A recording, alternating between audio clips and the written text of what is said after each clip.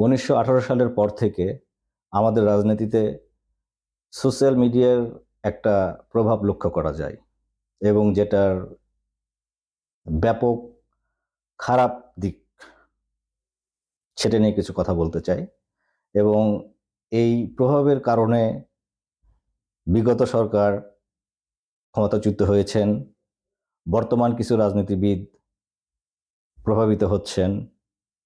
আমার মনে হয় যে এই ধরনের প্রভাবিত যদি তারা হতে থাকে তাহলে সেটা আখেরে ভালো কিছু হয় না, খারাপই হয়। যেমন ধরুন, কিছুদিন আগে সংবাদ মাধ্যমে দেখলাম পতিত সরকারের সময়ে, অর্থাৎ 1918 সালের যে নিশিরাইতের ভোট হয়, এই ভোটের পরে তৎকালীন সরকার প্রধান কিছু ব্যক্তি দ্বারা সারাউন্ডিংস থাকতেন, জনবিচ্ছিন্ন হয়ে পড়েন এবং কেউ কোনো ধরনের সোশ্যাল মিডিয়ায় কিছু পোস্ট করলে, সরকার বিরোধী, সরকারকে নিয়ে সমালোচনা করলে, অ্যাকচুয়ালি আমাদের তো কণ্ঠ চেপে ধরা হয়েছিল। তো কোনো কিছু পোস্ট করা হইলেই সরকারকে নিয়ে, তাহলে তাকে পুরুষ নারী নির্বিশেষে সবাই, আবাল বৃদ্ধ বনিতা যেটা বলে আর কি, আপনি 1 ঘন্টা আগে পোস্ট করলেন, আশেপাশের যারা চালা চামুন্ডা চামচ যারা, তারা সেই পোস্টটা দেখলো, তারা হয়তো ঘাপটি মেরে আপনার প্রোফাইলেই থাকে এবং আস্তে আস্তে সেটা বড় হয়, একসময় সেটা উচ্চ পর্যায়ে চলে যায় দলের, রাজনৈতিক দলের, এবং সেটা প্রশাসনের কাছে বিচার আঁকা যায়, প্রশাসন থেকে এসে আপনাকে ধরে নিয়ে চলে গেল। সেরকম একজন মহিলাকে ধরে নিয়ে যাওয়া হয়েছিল, সে তখন 7 মাসের অন্তঃসত্ত্বা ছিল। তো এগুলো কিছু মানা হতো না, ধরে নিয়ে চলে যাওয়া হতো। টেকনাফ থেকে তেঁতুলিয়া, কোন মঙ্গা অঞ্চল, অজপাড়াগাঁয়ের যে কেউ, মানে সোশ্যাল মিডিয়ায় পোস্ট তো, বা সোশ্যাল মিডিয়ায় কোনো কিছু পোস্ট করার জন্য আপনাকে আসলে শহরে তো অবস্থান করতে হবে, আপনি যে কোনো জায়গা থেকে এটা পোস্ট করতে পারবেন এবং এটা সারা বিশ্বব্যাপী সবাই এটা দেখতে পারবে। তো নিশিরাইতের ভোটের পরে তৎকালীন স্বৈরশাসক এমন একটা পর্যায়ে চলে যায় যে জনবিচ্ছিন্ন হয়ে সে সোশ্যাল মিডিয়া দ্বারা দেশ শাসন করত। কে কোথায় কি বলল, কে কি পোস্ট করলো, এইভাবে, আর ফোন ট্র্যাকিং এর মাধ্যমে। তো এইভাবে দেশ চালানোর ফলে তার যে পরিণতি সেটা আমরা সবাই দেখেছি গত বছর। আসলে আমাদের দেশে সোশ্যাল মিডিয়া বলতে ফেসবুক এবং গুগলের একটা প্রভাব আছে, ডমিনেন্ট আছে। সারা বিশ্বে অনেক ধরনের সোশ্যাল মিডিয়া আছে, কিন্তু আমাদের বাংলাদেশে সাধারণত এই দুইটির খুব ব্যাপক প্রভাব এবং প্রসার আছে। প্রত্যেকটা ব্যক্তি মাত্রই একটা করে স্মার্টফোন হাতে আছে, একটা করে সিম আছে এবং সিমে ইন্টারনেট আছে। সেই সুবাদে সবার হাতের নাগালেই ইন্টারনেট, তথ্য দ্রুত প্রসার লাভ করে, যেটা বন্ধ করার এক ধরনের প্রয়াস আমরা দেখেছি গত বছর যখন আন্দোলন ঘটে, তখন বারবার ইন্টারনেট শাটডাউন করে দেওয়া হচ্ছিল। তার মানে বুঝতেই পারছেন যে সোশ্যাল মিডিয়া বা ইন্টারনেট কত শক্তিশালী একটি দেশের জন্য। তো আমরা এরকম অনেক ঘটনা দেখেছি যে কেউ কোনো কিছু পোস্ট করলেই, শিক্ষক থেকে সাধারণ লোক, যে কোনো বিরোধী, সরকারের বিরোধী মতের যে কেউ হইলেই, যে কিছু পোস্ট করলেই তাকে ধরে নিয়ে যে পানিশমেন্ট করা হইতো, এবং অনেক সময় ম্যাক্সিমাম ক্ষেত্রেই যেটা ঘটতো সেটা হচ্ছে গুমের শিকার হইতো, অন্যায়ভাবে দীর্ঘদিন জেলে আটকে রাখা হইতো, কোনো বিচার হইতো না। এটা 2018 সালের পর থেকে এই কালচারটা আমরা দেখেছি। জনবিচ্ছিন্ন সরকার যেটা করে, এবং উন্মুক্ত মত, মানুষের যে মত, যেই মতপার্থক্য, যে সমালোচনা, এটাকে ভয় করতো তারা এবং এটাকে দমন করতে চাইতো। এটার ফল কখনো দেশে দেশে আমরা দেখেছি, এটার ফল কখনো ভালো হয়নি, বাংলাদেশে হয়নি, দেশ ছেড়ে পালিয়ে যেতে হয়েছে। এখন আমি যে কথাটা বলবো সেই কথাটা হচ্ছে, এই সোশ্যাল মিডিয়ার কিছুটা প্রভাব, কিছুটা না, বেশ ব্যাপক প্রভাব স্টিল নাও চলে আসছে। আমি একটি দল প্রধানের ব্যাপারেই বলবো এবং বেশ কয়েকজন ব্যক্তিকে নিয়েই কথা বলবো। কথা আমার এই ভিডিওটি কারো কিছু ব্যক্তির, কিছু ব্যক্তিবর্গের, ইভেন আমার কাছের কিছু লোকেরও ভালো লাগতে পারে, ভালো নাও লাগতে পারে, কিন্তু তবুও আমি মনে করি আমার বলা উচিত। হয়তো যে সমঝদার সে বুঝবে, যে সমঝদার নয় সে হয়তো আমাকে শত্রু মনে করবে, আমাকে তার ভালো নাও লাগতে পারে আমার এই ভিডিওটি। বেশ কিছু সোশ্যাল অ্যাক্টিভিস্ট যারা ভিডিও বানায়, কন্টেন্ট তৈরি করে, অনেকেই মুখোশ পাল্টাতে দেখলাম। গত 2 বছর আগেও যারা কেউ ছিল সিনেমা নিয়ে কন্টেন্ট বানাইতো, কেউ সিনেমাতে যারা অভিনয় করেছে তাদের সাক্ষাৎকার নিয়ে বেড়াতো, কেউ মাছ কিভাবে কাটা হয় সেটা নিয়ে ভিডিও বানাইতো। কিন্তু সরকার পতনের পর থেকে, আসলে যেহেতু কণ্ঠরোধ করা ছিল, কথা বলতে পারতো না, সরকার পতনের পর থেকেই এইসব ব্যক্তিগুলোই বিশাল রাজনৈতিক কুতুব হয়ে গেল, রাজনৈতিক বিশেষজ্ঞ। তারা রাজনীতি নিয়ে কথা বলে, তারা নেতাদের নিয়ে কথা বলে, তারা দেশের রাজনীতি কোনটা ভালো মন্দ, বুদ্ধিজীবী হয়ে গেল আর কি। তাদের চ্যানেলের কন্টেন্টের প্যাটার্ন চেঞ্জ হয়ে রাজনৈতিক বক্তৃতা দেওয়া তারা শুরু করলো, রাজনৈতিক মতাদর্শ, রাজনৈতিক চিন্তাভাবনা এগুলো তারা তাদের কন্টেন্টে প্রকাশ করা শুরু করলো। এবং যেহেতু একটা টার্ময়েল অবস্থা, টালমাটাল অবস্থার মধ্যে আমাদের দেশ যাচ্ছে, স্টিল নাও যাচ্ছে, এই প্রত্যেকটা সচেতন নাগরিকেরই সেই দেশের রাজনৈতিক অবস্থাটা কি, বা মানুষজন কি মনে করছে, কার মনের ভিতরে কি চলছে, এটা একটা জানার ইচ্ছা থাকে। সেই সব মাছ কাটা চ্যানেল, নায়ক নায়িকাদের সাক্ষাৎকার নেওয়া চ্যানেল গুলো রাজনৈতিক বক্তৃতা দেওয়া শুরু করলো, এবং এই তাদের চ্যানেল বা তাদের কন্টেন্ট মানুষ হু হু করে দেখাও শুরু করলো। তারা বেশ একটা প্রভাব এখন দেখা যায়, আপনারাও সেটা নিশ্চয়ই জানেন এবং খেয়াল করে দেখেছেন। পিনাকি, ইলিয়াস, দুইটা বিখ্যাত নাম আমাদের দেশে, যাদেরকে মনে করা হয় অনলাইন, মানে ভদ্র ভাষায় বললে অনলাইন গুরু। তারা তারা একটা কন্টেন্ট বানাইলে সেটা ব্যাপক আলোড়ন সৃষ্টি করতে পারে। সেই কন্টেন্ট, তাদের মতাদর্শ অনেক মানুষ ফলো করে, করাটাই স্বাভাবিক। কাউকে যখন কেউ ফলো করবে, কারো কথা যখন কারো ভালো লাগবে, সে কি বলছে না বলছে সেটা তার ফলোয়াররা ফলো করার চেষ্টা করবে। তো এই পিনাকি আমাদের যে শাহবাগের আন্দোলন ছিল, শাহবাগের আন্দোলন আমাদের নয়, তৎকালীন একটা মব সৃষ্টি করার, মব যে আমি বলবো যে এটা এক ধরনের মানে ফায়দা নেওয়া, রাজনৈতিক ফায়দা নেওয়া। আওয়ামী লীগের সে সময় এক ধরনের নাটক ক্রিয়েট করা হয়েছিল। এই নাটক ক্রিয়েট করা হয়েছিল কিছু লোককে বিচার বহির্ভূতভাবে, ওটা বিচার বলা যায় না, হয়তো বিচার, মানে যেহেতু কোর্টের রায়, এটা নিয়ে কথা বলা ঠিক নয়, বিচার বা অবিচার সেটা সময় বলে দিবে। সেই সময় কিছু লোককে, বড় বড় রাজনৈতিক ব্যক্তিত্বকে ফাঁসি দেওয়া হয়, এবং এই ফাঁসিতে মানে আগুনে ঘি ঢালার মতন কিছু ব্যক্তি, যারা কলকাঠি নেড়েছিলেন, যারা খুব লাফালাফি করেছিলেন, তাদের মধ্যে এই পিনাকিও ছিলেন একজন। তখন আমরা মজা করে পিনাকিকে পিকানি বলে ডাকতাম। আজ 10 থেকে 15 বছরের ব্যবধানে এই পিনাকি অনলাইন গুরু হয়ে গিয়েছেন। সে যা বলে বেদবাক্যের মতো সেটাই ঠিক। এই পিনাকি এখন মাপছাপ চেয়ে, মানে পরে এসে তার কন্টেন্টের প্যাটার্ন চেঞ্জ হয়, তখন সে স্বীকার করে যে না, সে যে তাদেরকে শাহবাগে যে আন্দোলন হয়েছিল সেখানে আমরা তাদেরকে শাহবাগী বলতাম। তো এই শাহবাগী, তাকেও শাহবাগী বলা হয়তো, পরে সে স্বীকার করেছে যে না, তার এই যেই পার্সিয়ালিটি সে করেছে, সে শাহবাগীদের পক্ষে যেটা ছিল সেটা তার ভুল একটা ডিসিশন ছিল, সে সেখান থেকে সরে এসে সে এখন দেশপ্রেমিক সেজেছে। সুদূর বিদেশ থেকে, ফ্রান্সে থেকে সে অনেক দেশপ্রেমিক সেজেছে, দেশের পক্ষে কথা বলে, ইন্ডিয়ার বিপক্ষে কথা বলা মানে আমাদের সাধারণ লোকজনের সেন্টিমেন্ট খুব ভালো পাওয়া যায়, ভিউ ব্যবসা ভালো চলে। আর ইলিয়াস সম্ভবত কোনো এক টিভি চ্যানেলে অনুসন্ধানী রিপোর্টার ছিল, সেখানে কোনো একটা কারণে সরকারের সঙ্গে তার দূরত্ব তৈরি হয় এবং তাকে দেশ ছাড়তে বাধ্য করা হয়। তারপরেও সে বিদেশ যেয়েও কন্টেন্ট তৈরি করছে, এবং কখনো সঠিক কন্টেন্ট তৈরি করে, কখনো বেঠিক তৈরি করে। কিন্তু এই যে বাংলাদেশের যে কন্টেন্ট ক্রিয়েটররা, যারা যারা মাছের নায়ক নায়িকাদের এফডিসি নিয়ে কন্টেন্ট বানাইতো, তারা এই দুইজন ব্যক্তিকে, পিনাকি আর ইলিয়াসকে, একদম অনলাইন পীর মনে করে আর কি। তারা যা বলে তার উপর কোনো কথা নাই, আমাদের দেশীয় কন্টেন্ট ক্রিয়েটররা। আর তারা তো দেশীয় মাল কিন্তু বিদেশ থাকে, তারা পুরা একটা তাদের ফলোয়ারদেরকে কন্ট্রোল করে। কোনটা সঠিক কোনটা বেঠিক এগুলো নিয়ে আসলে কথা বলে কোনো লাভ নেই।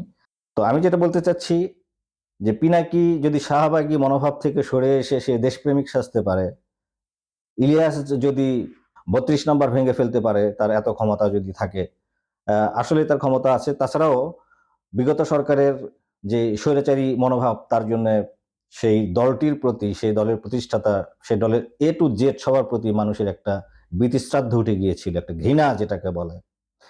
সেই সেন্টিমেন্টকে কাজে লাগিয়ে সে অনেক কিছুই মানে উস্কানি দেয় আর কি।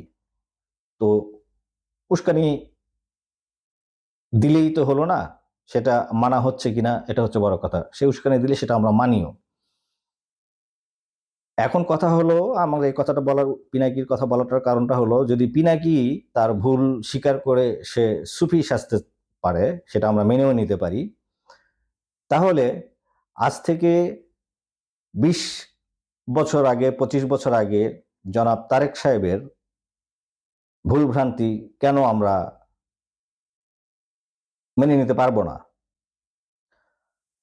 আজ থেকে ২৫ বছর আগের তারেক সাহেব, ৩০ বছর আগের তারেক সাহেব, ২০ বছর আগের তারেক সাহেব, সে ছিল টকবগে রক্তের একজন মানুষ, একজন জাস্ট সে শিখছে রাজনীতি, বা সে রাজনীতির প্যাটার্নগুলো বুঝছে, বোঝার চেষ্টা করছে, সে রাজনীতিতে এসেছে। তার কিছু ভুলভ্রান্তি হয়তো সেই সময় ছিল। তার মা সেই সময় স্ট্যান্ডিং বিরোধী দলে ছিল, তারপরে প্রধানমন্ত্রী হয়েছে, বিশেষ করে ২০০১ সাল থেকে ২০০৬ সাল পর্যন্ত। এটা ছিল একটা পিক আওয়ার বিএনপি সময়ের জন্য। এবং জনাব তারেক জিয়া, যিনি বর্তমানে বিএনপির চেয়ারম্যান। অতীব দুঃখের বিষয়, কিছুদিন আগে আমাদের প্রিয় প্রধানমন্ত্রী খালেদা জিয়া গত হয়েছেন। আল্লাহ তাকে ব্যস্তবাসী করুক। তো ২০০১ সালের তারেক জিয়া আর বর্তমানে তারেক জিয়ার মধ্যে অনেক পার্থক্য থাকবে, এটি স্বাভাবিক। কারণ তখন সে একজন তরুণ, রক্ত টকবগে, অভিজ্ঞতা কম। এখন সে ম্যাচিউর নয়? অবশ্যই সে ম্যাচিউর। পিনাকি যদি সেই সময়ের ভুলগুলো স্বীকার করে পীর সাজতে পারে, তাহলে সেই সময়ের ভুল আমরা, জনাব তারেক সাহেবের কিছু ভুল, সেটা কেন আমরা মনে করবো না যে তার সেই ভুলগুলো সে এখন বুঝতে শিখেছে বা বুঝেছে, সে পরিবর্তিত হয়েছে। এখন কথা হলো, সোশ্যাল মিডিয়া থেকে এই কথাগুলোতে আসার কারণটা হচ্ছে, কিছুদিন আগে, অর্থাৎ মাস দুয়েক ধরে অনেক কন্টেন্ট যারা বাইরে থাকে, তারা তাদের একটা শোরগোল চলছে, যে চলছিল সেই সময়, জনাব তারেক জিয়া দেশের বাইরে থাকেন, তার আর্নিং সোর্স কি, সে তো কোনো ব্যবসা বাণিজ্য করে না, সে কিভাবে চলে, ইত্যাদি ইত্যাদি। এর পিছনে আরো অনেক কথাবার্তা, আজে বাজে কথাবার্তা বলা হয়। তো আর্নিং সোর্সের কথা আমার ভিডিও মেন বিষয়বস্তু নয়। তার আর্নিং সোর্স কি, সে কত কোটি টাকা দামের গাড়িতে চলে, ১০ কোটি না ২০ কোটি টাকা দামের গাড়িতে চলে, সেটাও বিষয়বস্তু নয়। কিন্তু এই ভাইরাল কন্টেন্টগুলো, এগুলোতে যারা এই ধরনের মন্তব্য, এই ধরনের ভিডিওতে যারা ঘি ঢালে, এবং সেটা যখন অনলাইনে ছড়িয়ে পড়ে, সেটা দেখে যদি আমাদের নেতা রিয়্যাক্ট করে, তখন সেটাকে ধর্তব্যের মধ্যে নিতে হবে। তো যখন কথা উঠলো যে সে এত টাকা দামের গাড়িতে চলে, বিলাসবহুল ফ্ল্যাটে থাকে, সে যে এলাকায় থাকে সেটাতে সাধারণ বাঙালির এফোর্ড করা সম্ভব নয়, তখন তিনি করলেন কি, যে একটা সাধারণ বাস স্ট্যান্ডে এসে, পাবলিক বাসে তিনি চলাফেরা করেন, এই ধরনের কিছু চালাচামুন্ডা, তার চামচাই বলবো আমি। এটা একটা মানে অপরিপক্ক কাজ হয়েছে, একেবারেই মানে ইম্যাচিউর একটা কাজ, যে তিনি বাস স্ট্যান্ডে এসেছেন, তার সেই ছবিগুলো তুলে সোশ্যাল মিডিয়ায় দিয়ে এটা বোঝানো হচ্ছে সে খুব স্বাভাবিক জীবনযাপন করে। কিন্তু সেখানে কি দেশের অন্যান্য মানুষজন থাকে না? বা সেখানে কোনো বাঙালি নেই? তারা কি দেখে না বা জানে না? তার আশেপাশে বা সেখানেও তো তার একটা মানে মানুষের তো চোখ আছে, দেখে। তো এই যে তার পাবলিক বাসে সেদিন হয়তো সে এমনিই পাবলিক ট্রান্সপোর্ট ইউজ করতেছিল, কিন্তু তাদেরকে ছবি তুলে সোশ্যাল মিডিয়ায় দেওয়াটা, এটা আমাদের আহ, জনাব তারেক সাহেবকে এটা কন্ট্রোল করা উচিত ছিল। এটা প্রকাশ পাওয়াতে পজিটিভের চাইতে নেগেটিভিটি বেশি ছড়াতে পারছে মানুষরা। মানুষ সুযোগ পেলে রাজনীতিতে বিরোধী মতবাদ থাকবে, বিরোধী দল বা সবাই তাকে পছন্দ করবে এমন না। তারা সেই সুযোগটা লুফে নিয়ে কি করলো, যে এটা মানুষ দেখানোর জন্য এই ধরনের কন্টেন্ট দেওয়া হয়েছে বা এই ধরনের পোস্ট করা হয়েছে। এটা আসলে আমাদের প্রিয় নেতার এটা কন্ট্রোল করা উচিত ছিল। এই ধরনের মানে কে কি বলছে সব দিকে কান না দিয়ে জাস্ট একজন ম্যাচিউর নেতা হিসাবে যেটা করা উচিত সেটাই তার করতে হবে। সোশ্যাল মিডিয়ার কে কি বলছে সব কন্টেন্টের দিকে তার মাথা দেওয়া যাবে না। তারপরে কি হইলো, দেশে আসার পরে তিনি কিছুদিন আগে দেশে আসলেন। দেশে আসার পরে আমরা জানি আমাদের বাংলাদেশের বর্তমান আইন শৃঙ্খলা পরিস্থিতি খুবই খারাপ। সেক্ষেত্রে কিছুদিন আগে ওসমান হাদিকে করা হইলো, হত্যা করা হইলো। সেটার বিচার এখনো কিছুই হয় নাই। বিচার হবে কিনা আদৌ আমরা জানি না। সেই ত্বকী হত্যার কোনো বিচার হয় নাই, সাগর রুনির কোনো বিচার হয় নাই। ঠিক তেমনি হাদি হত্যারও যেন কোথায় হারিয়ে গেল। গতকালকের পেপারে প্রথম আলোতে মানে কোথাকার কোন রাফসান আর কে, সে কাকে বিয়ে করেছে তার 20টা যদি নিউজ থাকে, তার মধ্যে 15টা নিউজ হচ্ছে রাফসানের কি, রাফসান ঘোড়ার ডিম, হ্যাঁ, মানে তার বিয়ের খবর দিয়ে ভর্তি। মানে এরকম আলতু ফালতু মিডিয়া মানে করতেছে। যেখানে আমাদের আইন শৃঙ্খলা পরিস্থিতির এই অবস্থা, সেখানে সে তার সিকিউরিটি নিয়ে সে চলাফেরা করবে, এটাই স্বাভাবিক, এটা খুবই স্বাভাবিক। তো এটা নিয়েও যখন কথা উঠলো যে সে এত সিকিউরিটি নিয়ে যদি চলে, সে কোনো এখনো নির্বাচিত কোনো কেউ কিছু না, জনগণের কোনো কিছু না, দেশের কোনো ইয়ে না, 8-10টা সাধারণ নাগরিক, সে একজন নেতা, তাহলে সে যদি এভাবে সিকিউরিটি নিয়ে চলে তাহলে সে জনগণের কাছে যাবে কিভাবে? এটাও দেখলাম সোশ্যাল মিডিয়াতে ভাইরাল হলো। ভাইরাল হওয়ার পরে আরেকটা ছবি এরকম ছড়িয়ে পড়লো যে তিনি একলা পায়ে হেঁটে তার দলীয় কার্যালয়ে যাচ্ছে, গুলশানে যে কার্যালয়, যেখানে প্রয়াত প্রধানমন্ত্রী তার মা অফিস, যেখানে বসতেন, সেখানে তিনি হেঁটে যাচ্ছেন। এই ছবিটা তুলে যে সোশ্যাল মিডিয়াতে দেওয়া হইলো, এটাতেও তার একটা কন্ট্রোল করা উচিত ছিল। কারণ আমাদের বাস্তবতা এটাই যে যেহেতু আইন শৃঙ্খলা পরিস্থিতি নাজুক, সেহেতু সে সিকিউরিটি নিয়ে চলাফেরা করছে, এটাই সঠিক। সোশ্যাল মিডিয়ার লাফাঙ্গারা কে কি বললো না বললো সেটা নিয়ে মাথা ঘামানোর দরকার নাই। তার যেহেতু সিকিউরিটি দরকার, আমরা চোখের সামনে দেখতে পাচ্ছি শুট করে একের পর এক লোক হত্যা করা হচ্ছে, সেক্ষেত্রে তার সিকিউরিটি দরকার, সে সিকিউরিটি নিয়েছে। সে হেঁটে যাওয়ার ছবিটা প্রকাশ করা, তার এটা কন্ট্রোল করা দরকার ছিল। এটা তার ভালো কোনো ইম্প্যাক্ট আনে নাই। সবাই বলছে যে এটা লোক দেখানো। আসলে বলার মতন কথা তৈরি করে দিলে তো বলবে, তো এটা আমাদের খারাপ লাগে। আমরা মানে তার মাই একটা কথা বলেছিলেন, যদি কোনো জনাব তারেক জিয়ার মাই একটা কথা বলেছিলেন যে কেউ যদি পাগল না হয় তাহলে তার অবশ্যই একটা রাজনৈতিক মতাদর্শ থাকবে, যদি সে মানুষ হয়ে থাকে। তাহলে অবশ্যই আমি যে কথা বলছি, আমার একটা রাজনৈতিক মতাদর্শ আছে। আমি জনাব তারেক জিয়াকে নিয়ে কথা বলছি মানেই এই না যে আমি বিএনপির অন্ধভক্ত। আমি কিন্তু এটা একটা মানে কিছু ভুল ত্রুটি নিয়ে কথা বলছি, এটা বলতেই হতো। এই কথাটা সবার জন্যই, সব দলের সব ধরনের নেতাদের জন্যই এই কথাটা বিশেষ। আর যেহেতু বিএনপি একটি বড় দল, যে যত বড় শক্তিশালী প্রতিপক্ষ হবে তার দিকে মানুষের নজর তত বেশি থাকবে, এটাই স্বাভাবিক। তার সে কি করছেন না করছে এটার দিকে মানুষের একটা নজর আছে। এই যে ছবি তুলে যেটা পোস্ট করা হয়েছে, এটার জন্য ভালোর চাইতে খারাপটাই বেশি হয়েছে, যে তিনি একলা হেঁটে তারেক জিয়া অফিসে যাচ্ছেন কোনো ফোর্স ছাড়াই। কিন্তু আসলে কি এটা কি কন্টিনিউ সে ফোর্স ছাড়া চলাফেরা করছে না, তার সিকিউরিটি নিতে হচ্ছে। এবং তার এই সিকিউরিটির কারণেই গত 11 তারিখে উত্তরবঙ্গ তার সফর করার কথা ছিল। নির্বাচন কমিশন বলে দিলেন যে নির্বাচন কমিশন তার এই সফরটা স্থগিত করতে বললেন, এবং তার সিকিউরিটির কারণেই সফর স্থগিত করা হইল। এবং এটার একটা ব্যাড ইমপ্যাক্ট কি পড়লো, যে ইমপ্যাক্টটা পড়লো তাহলে যেহেতু তাকে সফর করতে দেওয়া হইলো না, মানে নির্বাচনী প্রচারণা করতে দেওয়া হইলো না, তাহলে 12 তারিখে হয়তো ইলেকশন হবে না। তাহলে দেখেন প্রত্যেকটা ডিসিশনের, প্রত্যেকটা কাজের একটা করে ইমপ্যাক্ট সোশ্যাল মিডিয়ায় পড়ছে। এবং ভাইরাল সোশ্যাল মিডিয়া নিয়ে, এই ভাইরাল জিনিসগুলো নিয়ে যদি আমরা মাথা ঘামাই, তাহলে